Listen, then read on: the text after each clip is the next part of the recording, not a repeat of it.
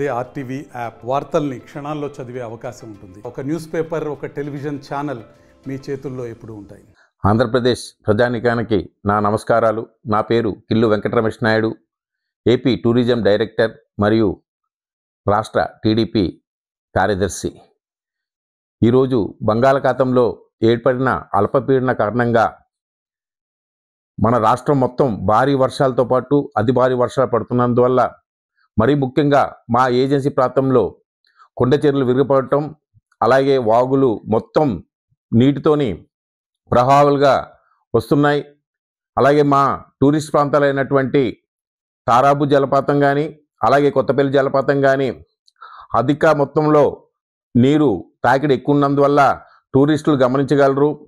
అంటే ఈ వర్షాలు తగ్గే వరకు ఈ టూరిస్టులు అన్నది మాకు ఒరిస్సా నుండి, తెలంగాణ ప్రాంతం నుండి ఎక్కువ వస్తుంటారు. కాబట్టి దయచేసి ఇవన్నీ గమనించి, ఎక్కడెక్కడితే అక్కడ బ్రిడ్జిలు కూలిపోతున్నాయి, అలాగే రోడ్లు కొట్టుకుపోతున్నాయి, అలాగే చెట్లు కూడా పడిపోతున్నాయి. కాబట్టి ప్రభుత్వాలు వారు కూడా ఈ 2 రోజులు ప్రయాణాలు మంచిది కాదని చెప్తున్నారు.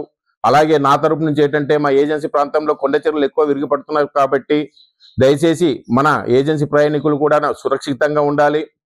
మన వాళ్ళు ముఖ్యంగా ఏంటంటే, ఈ వాగులు ఎక్కువ జీపులతో కానీ, ఆటోలతో కానీ, బైకులతో దాటుతున్నారు.